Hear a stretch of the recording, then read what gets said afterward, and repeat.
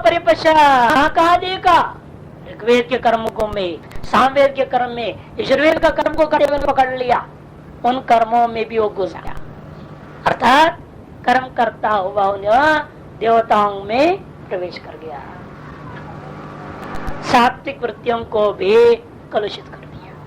कहने का मतलब उसमें भी अभिमान अधिक घुस गया। अरे मेरे जैसा कोई कर्म कांडी नहीं, ये बड़ा आ जाता है।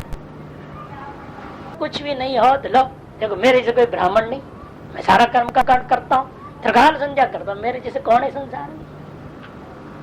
ऐसे अपने आप में बेमतलब घमंड घुस जाता है।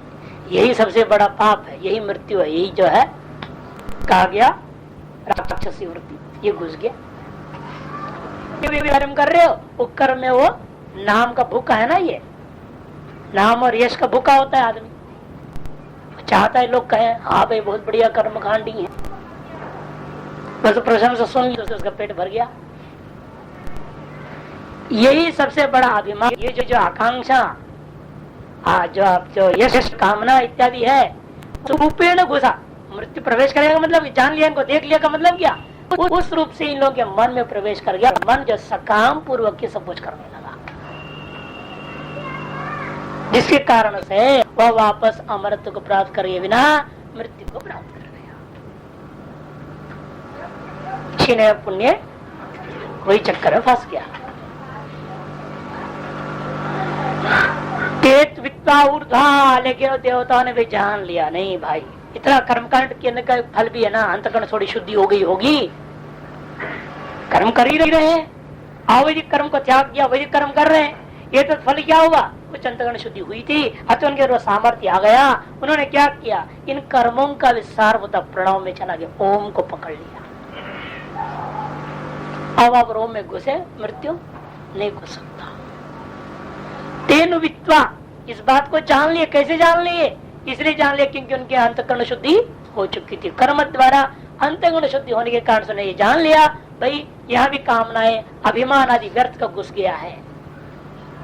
अभिमान और काम यही तो घुसता है, काम न भी घुसे तो अभिमान तो जरूर आ जाता है।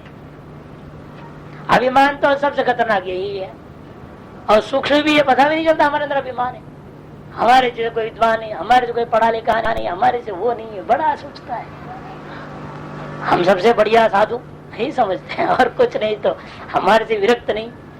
हाँ देखो लंगोटी कितने पक्के हैं, वो लंगोटी का अभिमान करते फिरेगा, बड़ा मुश्किल होता है अभिमान त्याग करना। ये न त्यजति तत्यज, इसलिए अनुगीता में भगवान ने कहा जिस अहंकार से सब कुछ त्याग रहे हो उस अहंकार को त्यागो, वो सबसे कठिन काम। और उससे भी उन्होंने त्याग दिया इन लोगों ने, देव अंतःकरण शुद्धि के बल पर इन्हें जान लिया ये मृत्यु जो है अभिमान और काम, ये दो रूप से हमारे प्रवेश करने का प्रयास कर रहा है, कर्म के माध्यम से इसलिए मुक्ति नहीं हो सकती। निष्कर्ष क्या निकला इसका मतलब, कर्म से मुक्ति नहीं हो सकती जब तक प्रणव को नहीं पकड़ोगे। ओम के द्वारा ही मुक्ति है, कर्म के द्वारा मुक्ति नहीं है।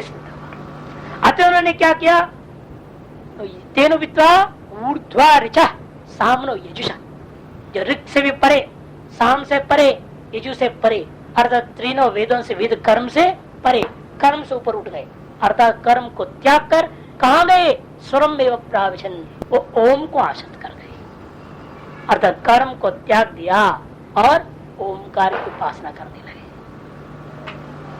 उससे उनको अमृत प्राप्ति हुई।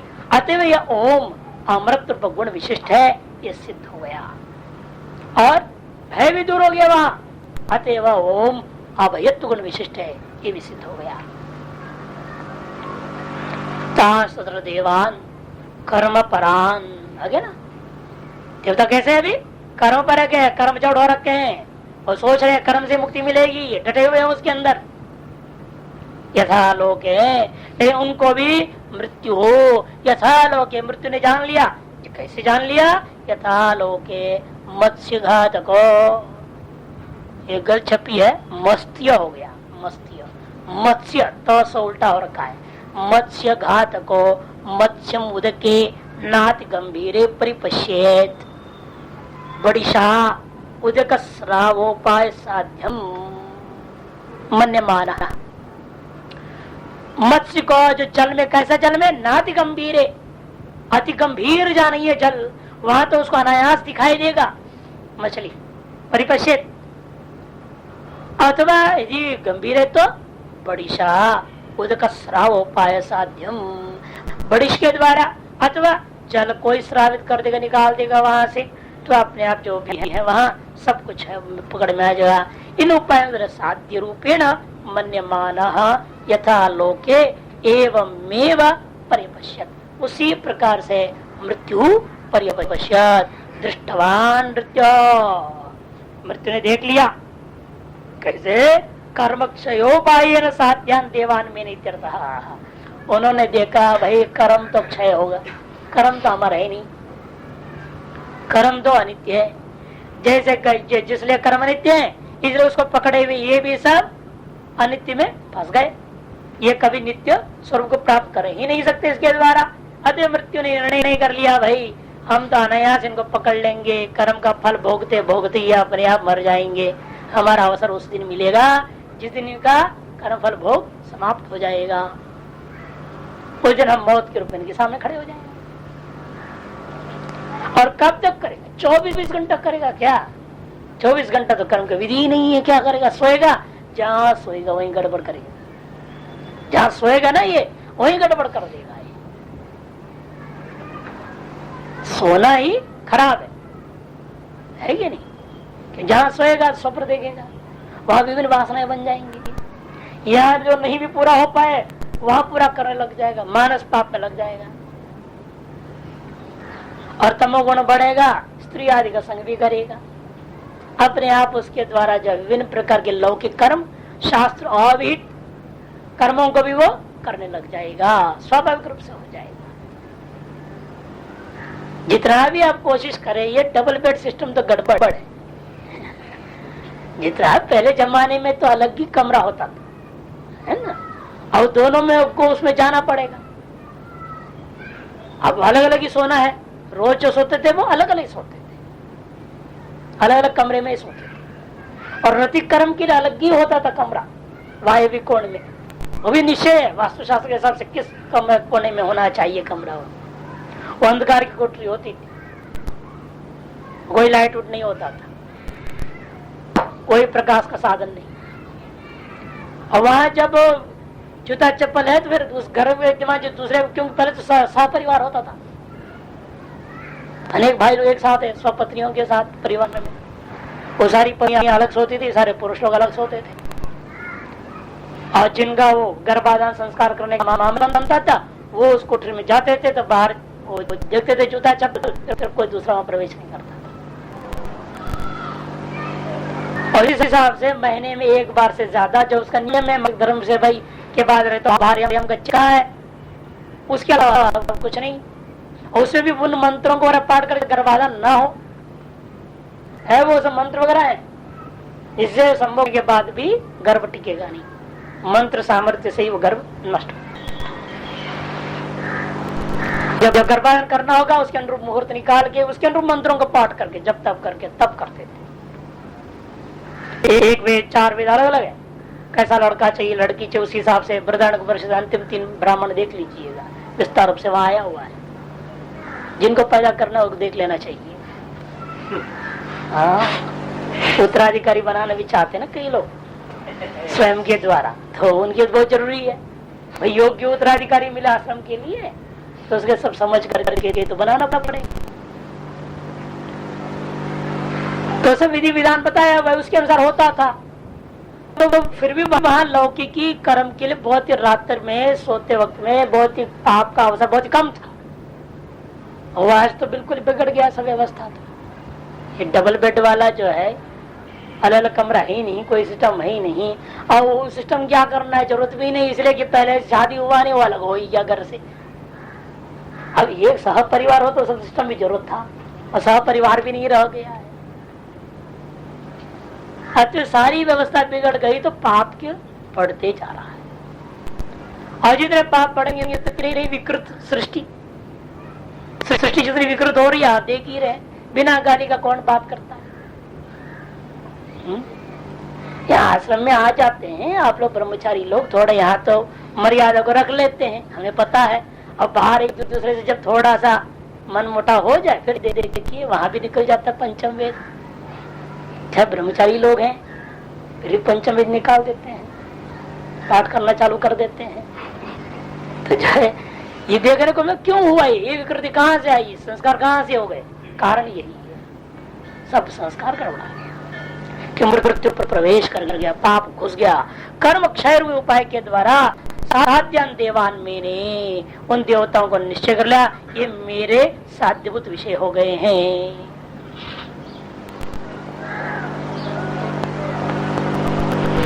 वासो देवांत दर्शन उच्चते, देवताओं को इसने कहा देखा अनित्य कर्मों में, ऋषि सामने जिनमें वो आश्रित होकर कर्म कर रहे थे उन्हीं में उसने देख लिया ये सब अनित्य कर्मों को लेके चल रहे हैं, अतः मेरे को बहुत अवसर है इनको पकड़ने का। ऋग्यजो साम संबंधी कर्मणि ऋग्यजो साम संबंधी कर्मों में उसने उनको देखा। ते तो देवा वैदिक कर्मणा संस्कृता शुद्धात्मा संतो, और वे जो देवता लोग है वैदिक कर्म के द्वारा संस्कारित होने के कारण से थोड़ा शुद्ध अंतकरण हो गया था, अतः उनके विवेक जग गया। अरे भाई ये तो कर्म हमेशा हम जिस स्वर्ग आदि लेकर चल रहे कर्म कर रहे हैं ये कर्म तो अनित्य है। ऐसे उनके अंदर अपने आप विवेक जग गया। जगने से क्या हुआ, शुद्ध आत्मा न संतो मृत्यु चिकीर्षितम विदितवंतः, मृत्यु के द्वारा जो चिकीर्षित है भयादि अभिमान दुराभिमान कामना इत्यादि उनको उन्होंने अच्छी तरह से जान लिया। विदित्वा थे वैसे जान करके उन लोगों ने क्या किया, ऊर्ध्वा व्यावृत्ता कर्मभ्य ऋचसामनो ऋग्यजुसाम संबंधात कर्मणो अभ्युत्थाय इत्यर्थ। उन्होंने कर्म से ऊपर उठ गए का मतलब क्या, ऋग्य साम ऋजुर संबंधी जितने कर्म कांड था उन सबको त्याग करके ऊपर उठ गए। अर्थात तेन कर्मणा मृत्यु भयापगमं प्रति निराशा तद अपास्य अमृत भय गुणम अक्षरम स्वरम स्वर शब्दितम प्रविष्टवन्तः। उन्होंने देखा कर्म क्या, कर्मणा मृत्यु भयापगमं प्रति, मृत्यु भय का अपगम के प्रति कर्म तो भाई साधन नहीं हो सकता। कर्म के द्वारा जो है मृत्यु अपगम रूपी आशी को हम प्राप्त नहीं कर सकते। ऐसे निराशावान होकर के उन्होंने सोचते सोचते तद अपास्य उस कर्म को त्याग करके अमृत और अभय गुण विशिष्ट जो अक्षर है, जो स्वर शब्द से नाम से कहा जाता है, ऐसा कौन उस ओम में प्रवेश कर गए। प्रवेशनेव प्रविष्टवंत एव ओंकारोपासना पराः संवृत्ताः, ओंकारोपासना वाले वे हो गए। एव शब्द अवधारण सन समुच्चय प्रसिद्धार्थ, एव शब्द यहाँ अवधारण करने के लिए है। इन्हें समझिएगा, कर्म भी कर रहे थे, ओम की उपासना भी कर रहे थे, समुच्चय नहीं है, समुच्चय का प्रतिषेध करने के लिए ही यह अवकार लिया गया है। स्वरम एव अर्थात कर्म रहित उपासना करना, इसे हमने कहा था पहले, एक कर्म निरपेक्ष कर्म पुनः स्वर शब्द वाच्यत्व अक्षर से तुच्छता है। इस अक्षर ओमकार को स्वर नाम से क्यों पुकारा? स्वर शब्द का वाच्य ये ओम है, अर्धवाचक स्वर हो गया, नाम स्वर पड़ गया। क्यों, किस प्रकार ये स्थिति आ गई हो गया इत्युच्यते है।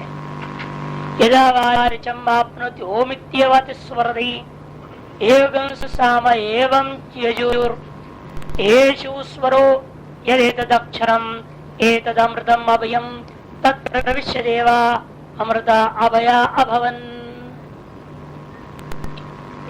कहते जब ऋग्वेद का कोई भी ऋचा हो, कोई भी मंत्र पाठ करना होता है, ऋग को प्राप्त करता है तो ओम ऐसा कहा कर ही बड़े बड़े आदर से उच्चारण करता है। यदा ऋचम अपनोति, ऋग को प्राप्त करता है, अध्ययन द्वारा उपासक प्राप्त कर रहा है, तब ओम ऐसा कहा करके उसे स्वीकार करता है। ओम इत्येव अतिस्वरति एवं साम, इसी प्रकार जब इस साम को प्राप्त करता है तब भी वो ऐसा ही बोलता है, ओम करके उसे स्वीकार करता है। यजुर को भी जब प्राप्त करता है तब भी वह ओम ऐसे ही बड़ा आदर से स्वीकार करता है। एषु स्वर यदि अक्षरम, यह जो अक्षर है इसलिए यही स्वर है। एतद अमृतम एतद अभयम, यही अमृत है और यही अभय रूप है। तत्प्रविश्य, ऐसे ओम रूप स्वर नाम वाला ओम में प्रवेश करके ही देवाहा देवता लोग अमृत अभय भवन, अमृत अमर हो गए और अभय हो गए। यहाँ पर अमरत्व या अभयत्व पारमार्थिक नहीं समझना, स्वरूपगत नहीं है, क्योंकि कर्म निरपेक्ष वाले ही है, लेकिन उपासना है। उपासना से जन्य कोई भी फल जो है ना पारमार्थिक अमृतत्व या अभयत्व हो नहीं सकता, मोक्ष नहीं हो सकता, इसलिए अपेक्षित। इसलिए फल भी ऐसे ही जेतार्ष से फल प्राप्त करेगा, वो भी देवताओं के समान अजर अमर और अभय हो जाएगा। न सापेक्ष ही अजरत्व अमरत्व अभयत्व रहेगा। भाष्यकार कहते हैं यदा वारिचम आपनोति ओमित्यवति स्मृति एवं साम एवं यजो, स्पष्ट है इसलिए कुछ नहीं बोल रहे हैं। जब अध्ययन के द्वारा ऋचा को प्राप्त करता है तो स्वाधीनाम करोति, स्वाधीन कर लेता है, पूर्ण स्मृति हो गई। रात्रि गहरी नींद में सोता हुआ कभी जगा करके पूछो हाँ बोलो अमुक मंत्र को, खट से बोल देगा, इतनी तगड़ी स्मृति हो, इतने ढंग से वो प्राप्त कर लिया। जब तब आत्म तृप्त हो जाते कि हाँ हमने जो पढ़ना था पढ़ लिया, प्राप्त कर लिया गुरुमुख से, है ना। अब लघु है और यहाँ जागृत में ही पूछते हैं जहाँ करते हैं, पढ़ने आए हुए हैं, होश में आए हुए हैं कि हम पढ़ने ही आगे जा रहे हैं, है कि नहीं, व्याकरण की पाठ में पढ़ने जा रहे हैं। और पूरे होश के साथ आए हुए को पूछो यहाँ क्या हुआ, करते हैं। और नींद में आप जो पढ़े हो वहां जगा देंगे तो आप कहेंगे कहाँ से लफड़ा आ गया, है ना। पूछे तो कहाँ जवाब दे पाओगे। अर्थात कोई भी अभी ग्रंथ शास्त्र सम्यक प्रकार से स्मृति में कपट में उतरा ही नहीं, तो मनन क्या होगा, अर्थात श्रवण ही अधूरा है। इसका मतलब क्या, श्रवण ही अधूरा हो गया है, तो मनन कैसे होगा, निध्यासन कैसे होगा। इसलिए शास्त्रों का श्रवण करने का मतलब ये है कि पूर्ण रूप में हृदयंगम हो जाना। यदि कंठस्थ कर लिया तो विस्मृति हो जाता है। हृदयंगम होने का अलग चीज है, कंठस्थ होने का अलग चीज है। कंठस्थ मानसिक क्रिया है, हृदयंगम होने बुद्धि का कार्य है। बुद्धि जिस चीज को हृदय से स्वीकार कर लेती है उस चीज को कोई भी कभी भी जीवन में विस्मृति हो नहीं सकता। और मन जिसको ग्रहण किया हो तो चंचल है ही, जब चाहे तब छोड़ दे, जब चाहे पकड़ ले, कोई भरोसा नहीं। और रटता मन ही है, बुद्धि नहीं रटता है। बुद्धि तो एक बार सर्टिफाई कर देती है, मन बेचारा 1000 बार बोल देता है ना, तब बुद्धि कहती है हाँ बेटा चलो तूने इतना बोला है, चलो इस बात को मैं स्वीकार कर लेती हूँ। तब आप मन से जब 1000 बार रट लेंगे तब बुद्धि एक बार से स्वीकार कर लेगी तो आपके अंदर परमानेंट प्रिंट हो गया वो चीज, और वो जन्म जन्मों तक वो संस्कार देगा। मन में जो आपने छाप डाला वो तो यहाँ पर कुछ घंटों में टिकना मुश्किल है। बहुत अभ्यास किया, बहुत रटा है तो भाई चलो कुछ साल तक टिकेगा, तो बाद में भूल। हृदय में जो स्थापित चीज है, संस्कार जो पड़ गया, छाप पड़ गया, वो एक वासना रूप धारण कर लेता है। और जब वासना का स्वरूप जब धारण कर गया उसके बाद स्मृति का कोई सवाल, उसकी स्मृति सदा बनी रहे। उस समय अंदर से उद्गार होता है कि जैसा ना धन्यम धन्यम जिसे बोलते हैं वहां पंचदशिकार जब अनुभूति होती है, उसी में जो जिस चीज का पीछे पड़े हैं, ऋग्वेद का पीछे पड़े, चाहे सामवेद, चाहे यजुर्वेद, चाहे वेदांत, चाहे व्याकरण, चाहे किसी भी चीज का पीछे पड़े, और वो यदि हृदयंगम हो जाए अंदर से आनंद होता है, उस आनंद उद्गार को प्रकट करने के लिए वो ओम करके ही बोलता है। उसको यहाँ पर कहा जा रहा है ऋचम आपनोति, सामम आपनोति, साम आपनोति, ये सब जो कार्य है इसी दृष्टिकोण अध्ययन के द्वारा उसने उस चीज को स्वाधीन कर लिया। तो ओम करके ही वो अतिस्वरती अर्थात आनंद अतिरिक्त से, आनंद अतिरिक्त से वह संतोष को प्रकट करता है, उच्चारण कर देता है, ओम का उच्चारण करता है। एष स्वर, इसी का नाम स्वर है। कोस कौन है वो? ज्योतिस्वरण के द्वारा प्रकट किया हुआ है। यदि तदक्षरम, जो यह उद्गीता वैभव रूपा अक्षर था। एतदमृतम अभयम, यही अमृत है, यही अभय। तथा ब्रह्म प्रतिगता, क्योंकि अमृत और अभय का तो पारमार्थिक अमृत पारमार्थिक अभय रूपा ब्रह्म का प्रतीक है ना वो। इसलिए जो शुद्ध रूप है उसका प्रतीक में भी उसका थोड़ा असर है। जैसे आप देखते मूर्तियां क्या है, प्रतीक की तो है तथा देवताओं का, लेकिन आप इतना पूजा पाठ करके उसको ऐसा फिट बिठा लेते हैं तो कई जगह ऐसा होता है जाती जागृत रहता है मूर्ति। कहते हैं ना मूर्ति जागृत है, जाते आपको महसूस होने लगता है। अब ऐसे कई जगह है, अब भूत प्रेत वाला चला जाए तो पता चल जाएगा। वो जाती थी भूत प्रेत परेशान हो जाएंगे, उछलेगा, निकलने की कोशिश करेगा, वहां मंदिर के अंदर घुसने तक नहीं देगा, वो ऐसा आपको रोकने की शुरू कर देता है। ये गाणगा पूरे महाराष्ट्र कर्नाटका का बॉर्डर में पड़ता है, गुलबर्गा जिले में।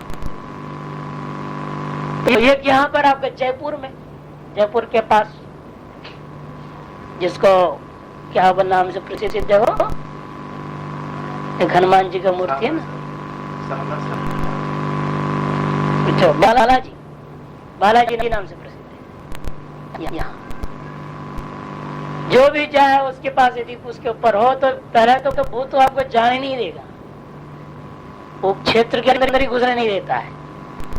किसी तरह से आपने मंत्र गायत्री पट के उसको पकड़ के किसी तरह से ले भी जाएंगे ना कमरा कर लिया और रह गए, दूसरे सवेरे आरती के टाइम में जानी सवेरे, वो जाने ही नहीं देता है। वहां लड़ाई भिड़ाई हो जाएगी, मारा पीटी कर देगा, भाग जाएगा वहां। कई लोग इस रस्सियों से बांध उनकी जबरदस्ती उठा के ले जाते हैं, जिस पर भूत चढ़ा हुआ है उस आदमी को। वहां जब वो छोड़ा, वो जब भगवान का जहाँ दर्शन हो गया, ऐसा प्रभाव है और पूजा जब झड़कता है तो सब गायब साफ। उसके नॉर्मल को देख दे, मेरे को क्यों बांध रखी, अब खोलो कोई दिक्कत नहीं। ऐसे सिद्ध मूर्तियां होते हैं। प्रतीक में भी उस देवता का सामर्थ्य आ जाता है, निर्भर होता है उस प्रतीक को आप किस रूप से ग्रहण कर रहे हैं। उसी में ओम तो हम लोग हजारों बार बोलते हैं, लेकिन जब वो श्रद्धा, वो भक्ति, वह जो है विश्वास के साथ ग्रहण होता नहीं, इसलिए उसका लाभ पहुंचता नहीं। इसलिए पर कहते हैं तत्व जिसलिए प्रतीक है वो ब्रह्म का, अतएव वो भी अमृत और अभय स्वरूप सामा हो गया है। तत्प्रविश्य यथा गुणमेव अमृताभयश्च भवन देवाः। तादृश ओम में प्रवेश करने के कारण से ही जैसा ओम का गुण है उससे प्रविष्ट उन लोगों के अंदर भी वही गुण हो गए, अतः देवता भी अमृत और अभय हो गए। फलश्रुति स य एतद्देवं विद्वान् अक्षरं प्रणौति एतदेवाक्षरं स्वरम् अमृतम् अभयं प्रविशति तत् प्रविश्य यदमृता देवाः तद अमृतो भवति। उन देवताओं के समान ही दूसरा भी जो कोई भी पुरुष उपासक स य एतद् एवं एव अक्षरम विद्वान, जो कोई भी विद्वान स य विद्वान एतद् अक्षरम एवं रूपेण इव प्रणौति, जानकर इस अक्षर की उपासना करता है, एतदेव अक्षरम स्वरम अमृतम अभयम प्रविशति, वह उपासक भी देवताओं के समान ही इस अमृत और अभय रूप अक्षर में ही प्रवेश कर जाता है। नतीजा क्या हुआ? तत्प्रविश्य उस ओम में अधिष्ठित हो जाने पर वो क्या होता है? यद अमृता देवा, जिस प्रकार के अमृत और अभयत्व तो देवताओं ने प्राप्त किया, तत् उसी प्रकार का अमृत और अभयत्व को वह मनुष्य भी प्राप्त कर लेता है। इसे जान के कर रहे हैं यहाँ पर यद अमृता देवा, यादृशी हम अमृत और अभयत्व देवताओं ने प्राप्त किया, तादृश ही मनुष्य प्राप्त करेगा। अर्थात सापेक्ष, देवताओं को जो प्राप्त अमरत्व और अभयत्व है वो सापेक्ष ही है, पूर्ण स्वरूप नहीं है। स यो अन्योपि देवदेव एतद् अक्षरम एवं अमृत अभय गुणम विद्वान प्रणौति स्तौति। वह यह जो कोई उपासक देवताओं के समान ही इस अक्षर को एवं नहीं इस प्रकार का अमृत और अभय गुण वाला ओम रूपी अक्षर को विद्वान शांति हुए प्रणौति स्तौति उपासना करता है। उपासना में स्थिर विपरीता, उपासना ही यहाँ पर प्रणौति शब्द से उपासना ही रक्षित है। स तथैव एतदेव अक्षरम स्वरम अमृतम अभयम प्रविशति, वह भी उसी प्रकार जैसा देवताओं ने प्रवेश कर लिए थे अर्थात उसमें अधिष्ठित आधार भाव को प्राप्त किए थे, उसी प्रकार से यह भी उपासक उस स्वरूभूता ओम रूपी अक्षर जो है अमृत और अभय गुण वाला उसके साथ तादात्म्य हो जाते हैं। तादात्म्य भाव के फल क्या हुआ? प्रविष्ट प्रविष्टानाम इव राज्ञों अंतरंग बहिरंगतावत परस्य ब्रह्मणो अंतरंग बहिरंगता विशेषः। उसका प्रवेश करने का फल क्या है? राजगृह में प्रवेश जो है विशेष दर्शन देखा गया है कि नहीं? जो राजकुलम प्रविष्टानाम इव राज्ञो अंतरंग बहिरंगतावत, राजा के अंतरंग और बहिरंगता भेद जैसा होता है वैसे यहाँ नहीं होता, वहां भी भेद रह जाता है। आप मान लो राजकुल में प्रवेश भी कर गए है ना, आप राजकुल के सदस्य हो गए, ठीक है, आप अंतरंग व्यक्ति हो गए, लेकिन एक बहिरंग व्यक्ति अलग भी है। अंतरंग बहिरंग भाव वहां बना रहता है, भेद बुद्धि वहां फिर भी बनी रहती है। न परस्य ब्रह्मणो अंतरंग बहिरंगता विशेष है, लेकिन परब्रह्म के अंदर ऐसी अंतरंगता और बहिरंगता और विशेष व्यवहार नहीं होता। किंतरी फिर क्या है वहां?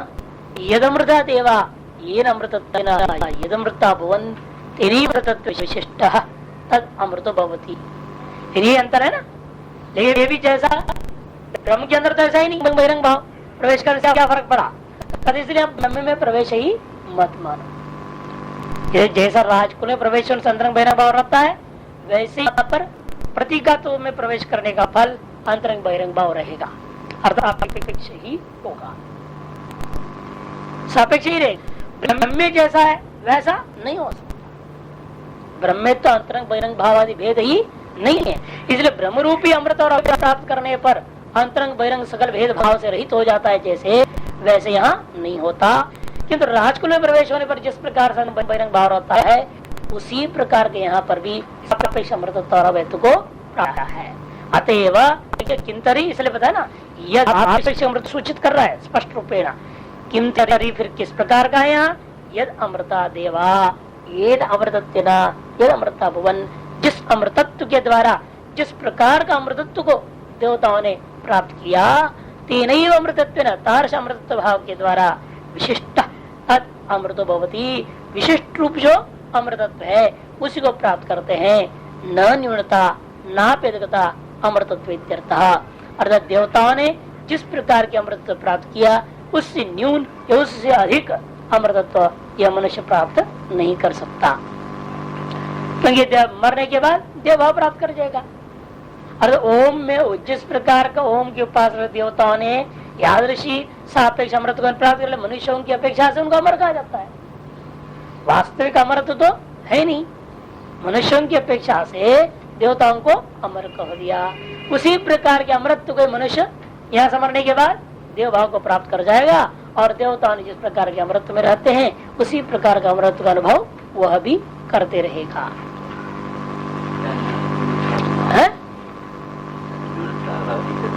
मैं देवताओं के अंदर जो है वहां की अपेक्षा से न्यून अधिक नहीं, ब्रह्म की बात नहीं करे, ब्रह्म में तो न्यून अधिक भाव ही नहीं है। देवता ने जो आनंद प्राप्त किया उतनी ही आप करोगे, न उसे ज्यादा कर सकते हो न उसे कम।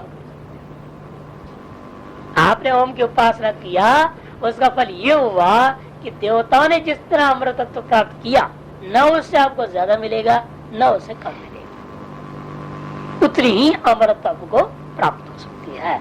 अर्थात ये अर्थ हुआ ना, हमने देवताओं से भी अधिक प्राप्त होने लग जाए फिर तो आप देवताओं से भी आगे बढ़ जाएंगे, वो भी नहीं है। देवताओं से न्यून हो गए, वो भी नहीं। नहीं तो फिर एक ही प्रकार की उपासना न्यून फल कैसे हो गया? जिससे देवता जिसकी उपासना की उसकी भी आपने भी की, फिर फर्क कैसे हो गया? फर्क नहीं होना चाहिए, है ना? तो फर्क हो रहा है, फिर इसका मतलब वह क्या तो उपासना गड़बड़ी है, तब ना कैसे न्यून भी नहीं होगा कि जिस अमृत तत्व और अवैध गुणों से विशिष्ट करके देवता ने ओम की उपासना की, आप भी यदि अमृत तत्व और अवैध गुण से विशिष्ट ओम करके उपासना करोगे, फल में अंतर नहीं होना चाहिए ना? जिस प्रकार फल देवता ने प्राप्त किया उतनी आपको मिलना चाहिए। न्यून मिला तो गलत है, अधिक मिलेगा तो भी गलत है। ऐसे कैसे हो सकता है? एक ही चीज साधन को लेकर गया और मान लो एक ही ट्रेन में आप बैठे हो और आगे के डिब्बे वाला 1 घंटा पहले पहुंच गया, पीछे के डिब्बे वाला बाद में पहुंचोगे, ऐसे कैसे होगा भाई? एक ही ट्रेन में जा रहे, डिब्बा तो वही लगी हुई है, इंजन वही है, अब एक साथ सबको ले जाएगा ना।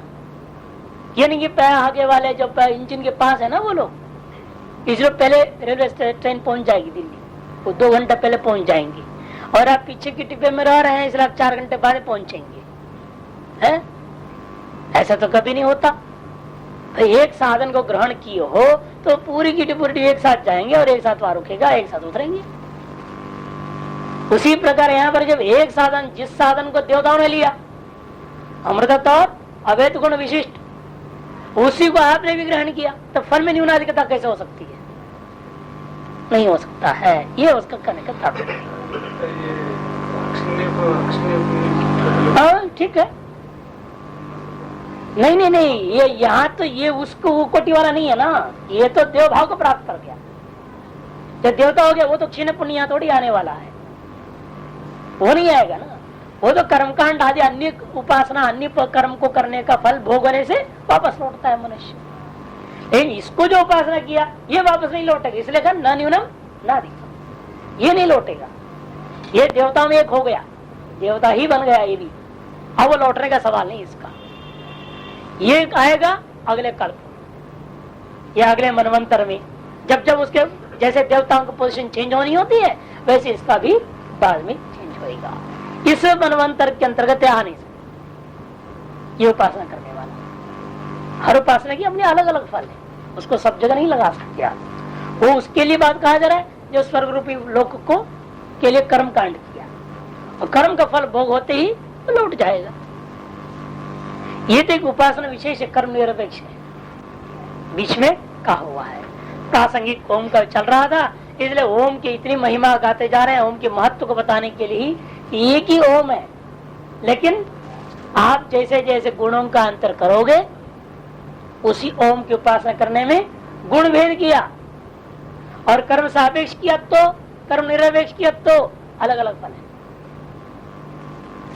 कर्म सापेक्ष होकर के उसकी जब ओम की उपासना किया तो उसमें भी अलग अलग गुणों को आपने देखा, प्राण दृष्टि आदि दृष्टि अलग अलग उपासना बताई गई थी, उससे भी अलग अलग गुण है। अब वही को दोबारा भी कहेंगे, अभी देखना प्राण और आदित्य खंड से शुरू होने वाला है, दोबारा कहेंगे, गुण बताया है, अनेकत्व गुण विशिष्ट करेंगे। अब एकत्व गुण विशिष्ट क्या था, प्रधानत्व गुण विशिष्ट क्या, गुणत्व और एकत्व अनेकत्व विशिष्ट करो, अंतर हो जाएगा, फल में भी अलग हो गया।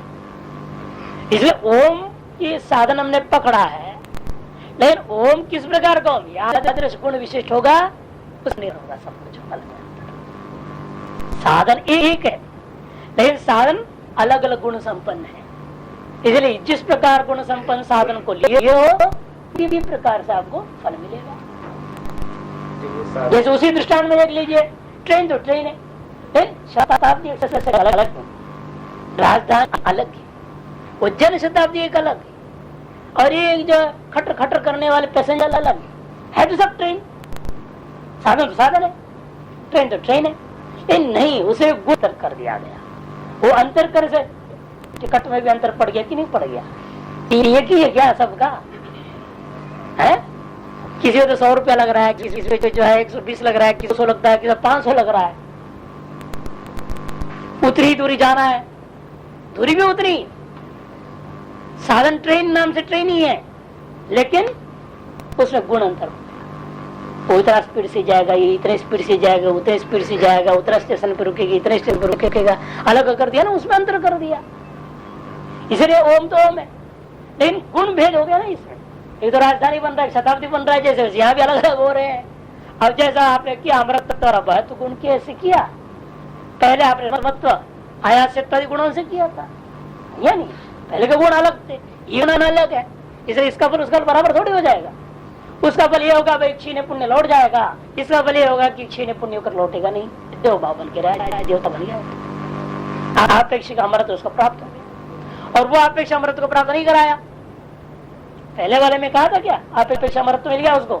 नहीं, वहां अपेक्षिक अमृत प्राप्त नहीं है, अतः वो लौट जाएगा क्षीण पुण्य। यह अपेक्षिक अमृत वाला है, इसलिए यावत मनवंतर नहीं आएगा। आगे आएगा छांदोग्य में ही, इमं मानवम नावर्तन्ते, इमं मानवम नावर्तन्ते, अर्थात इस मनवंतर में वह लौटता नहीं है, ऐसे स्पष्ट करेंगे। तो अलग अलग है, गुणों के आधार पर उपासना अलग हो गया, फल अलग हो गया। अब देखिए वही आ गया दोबारा, प्राण आदित्य दृष्टि विशिष्ट उद्गीत उपासना उक्तम एवं अनुद्य, भाष्यकार ऊपर एकदम भाष्य मंत्र से भी ऊपर, मंत्र की अवतरणिका में प्राणादित्य दृष्टि विशिष्ट उद्गीत उपासना उत्तम आ गया।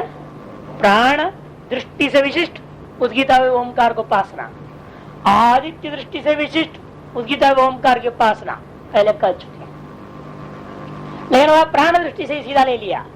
अब प्राण में भी विशेषण देंगे, अनेकत्व विशिष्ट प्राण, तारस प्राण विशिष्ट उद्गीता ओम, अनेक रश्मि विशिष्ट आदित्य, तारस आदित्य दृष्टि विशिष्ट उद्गीता ओमकार, ऐसा करना, इससे अनेक पुत्र प्राप्त होगा। और नहीं तो एकत्व विशिष्ट प्राण है, प्राण तो एक है, आदित्य एक है, तो यदि विशेषण नहीं दोगे उसका, अनेकत्व, अनेक रश्मित्व, अनेक इंद्र रूपी प्राणत्व, ये दृष्टि से विशिष्ट प्राण और आदित्य को नहीं लोगे तो एक ही संतान होगा, ऐसा बोलेगा। और उसमें अनेक और जोड़ दे विशेषण तो अनेक संतान हो गया। लेकिन फल विशेष के लिए करना ही है, वो फल अलग है, फल अलग।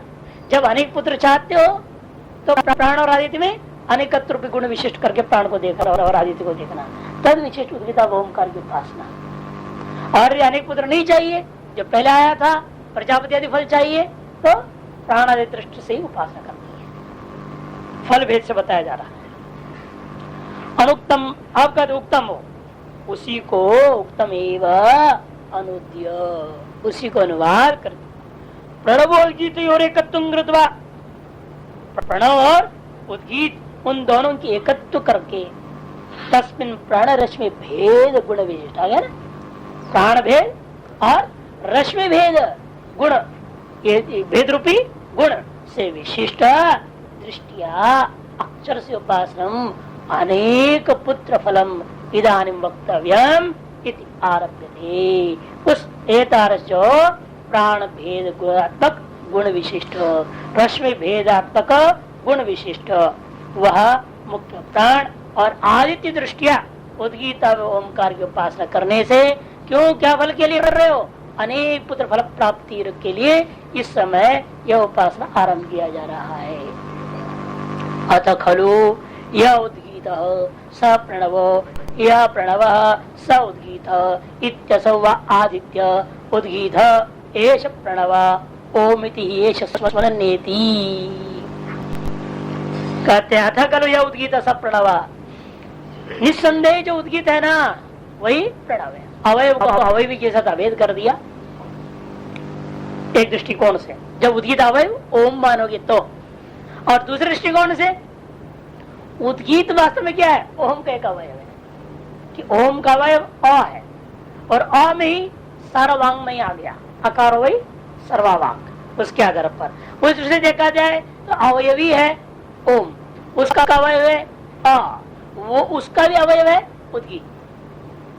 के संसार की सब वांगमय जितना भी है वाक और सारा का सारा अ में आ गया, तो उद्गीत भी अ में आ गया कि नहीं आ गया? पूरे साम आ गया। जब साम ही आ गया तो साम का अवयव भी आ गया उसी के अंतर्गत उद्गीत भी। इसे दोनों दृष्टि से अभेद हो जाएगा, इसलिए उद्गीत ही प्रणव कह दो, अवयवी को अवयव के साथ अभेद करके, अथवा स यह प्रणव स उद्गीत, जो प्रणव है वो वही उद्गीत है। कि प्रणव का एक अरूपा जो अवयव है वही अनंत शब्द रूपेण प्रकट हो गया, तो उद्गीत रूपेण भी वही प्रादुर्भूत हुआ है, इसलिए प्रणव ही उद्गीत है।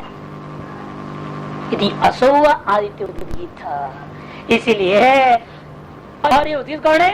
ये जो सूर्य दिख रहा है यही उद्गीत, यही प्रणव है। कहते ऐसे कैसा हो गया? ईश प्रणव, यही प्रणव भी है। क्यों?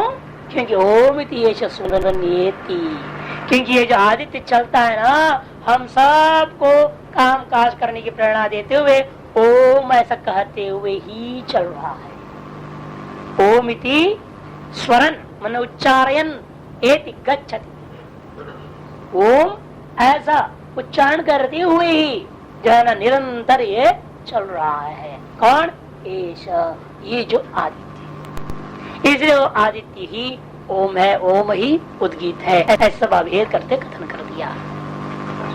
और इसी प्रकार तो हो गया अधिदैव में ना, अध्यात्म में क्या होगा?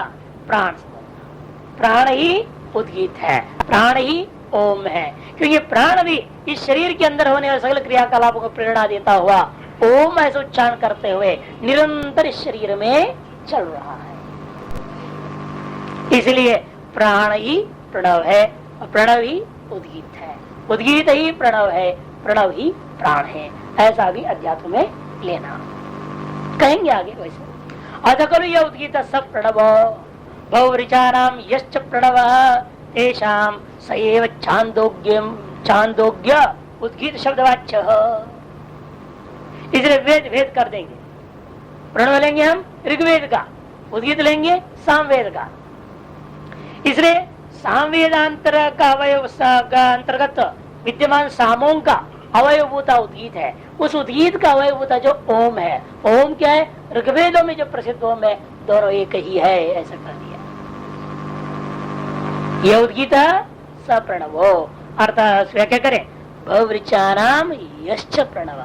भवृच मने ऋग्वेदी लोग हैं ये, ऋग्वेद में जो आप प्रणव देखते हो तेषाम सएव, जो भवृचों की शाखा वाले ऋग्वेदियों का अंदर प्रसिद्ध जो प्रणव है वही प्रणव छांदोग्य में उद्गीत शब्द के द्वारा वाच्य है।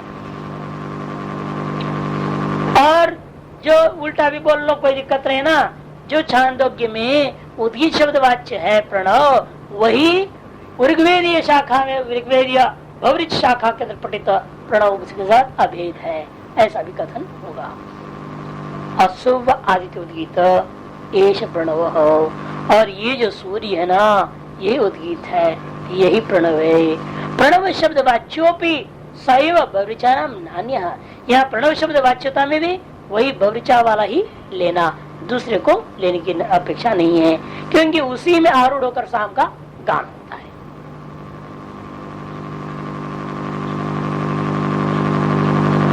अच्छा, आनंद क्या बहुत सुंदर थोड़ा दे रहे हैं अवतरणी का। प्रणव से उद्गीत से एकत्व कृत्वा, प्रणव और उद्गीत पहले इन दोनों के एकत्व कर दिया गया। तस्मिन् सति अध्यात्म प्राण दृष्टिया आदिदैवतम च आदि दृष्टिया च विशिष्ट से उद्गीत से यदुपासन उक्तम तदेव अनुद्य। उनमें भी अध्यात्म में जो प्राण दृष्टि से कहा गया था और अधिदैवत में जो आदि दृष्टि से कहा गया था, उस विशिष्ट उद्गीत का जो उपासना कहा गया है तदेव अनुद्य, उसी को अनुवाद करके निंदित प्राणानाम रश्मिनांच अभेद और प्राणोंगत अभेद पूर्वक उपासना और आदित्य के रश्मियों का अभेद पूर्वक उपासना निंदा है यहाँ, और भेद पूर्वक उपासना करने का विधि हो गया। उनके अभेद पूर्वक उपासना निंदा क्यों निंदा क्या है? नतीजा ही वही कि बेटा मिला, रश्मि का अभेद कर दिया और आदित्य को रश्मि और रश्मिमान को एकत्व में अभेद कर ग्रहण कर लिया, नतीजा ही हुई एक ही बेटा मिला।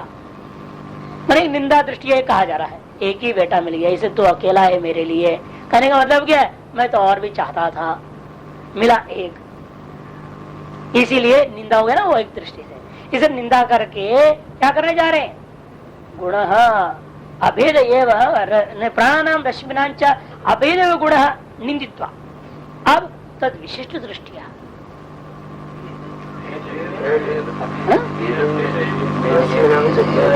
या कोई बात नहीं, भेदेव गुणा उसके साथ जोड़ दो, फिर आगे तद विशिष्ट के साथ जोड़ देना पड़ेगा।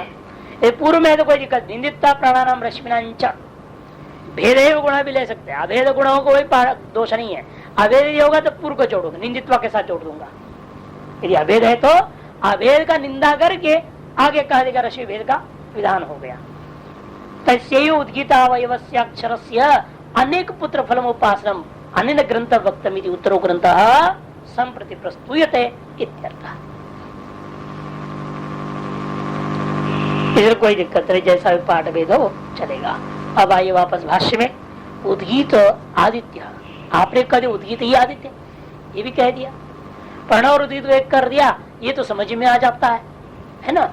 ये भी अक्षर रूपा ही है ऋग्वेद में, वो सामवेद का अक्षर रूपा है, और दोनों को उच्चारण रूपी सादृश्यता को देखते हुए दोनों को आपने एक कर दिया, अभेद कर दिया। हाँ तो ठीक है, लेकिन आदित्य एक स्थूल पिंड दिखाई दे रहा है हमको चलता फिरता हुआ, और उस पिंड को जो है आपने प्रणव के साथ एक कर दिया, उद्गीत के साथ, ये कैसा होगा? इसे पता है कथम कथम आदित्य उद्गीत कथम उद्गीताख्यम अक्षरम ओम इति एतद् एष ही अस्मात् स्वरण उच्चारयन् अनेकार्थत्वात् धातूनाम। स्वरण का अर्थ कर दिया उच्चारयन्, कहते ऐसे कैसे कर दिया स्फुरी धातु को उच्चारयन्? कहते हैं भाई अनेकार्थत्वात् धातूनाम, धातुओं का अनेक अर्थ होते हैं, यहाँ प्रसंग के अनुसार ये प्रकरणानुसार है ना, यही अर्थ लेना उचित होता है। उद्गीता के अक्षर जो ओम है उसी को ही यह आदित्य विजयना जिसलिए उच्चारण करते हुए चल रहा है, अथवा स्वरण कर सीधे कर दो गच्छन, फिर एति क्या होगा? गच्छन एति, चलता हुआ ऊपर जा रहा है, ऐसा अर्थ लेना पड़ेगा। आंग उपसर्गपूर्वक एति ले लेना, गच्छन एति ऐसे करनी पड़ेगी स्वरण एति में। चलता हुआ आगे बढ़ रहा है, निरंतर चलते हुए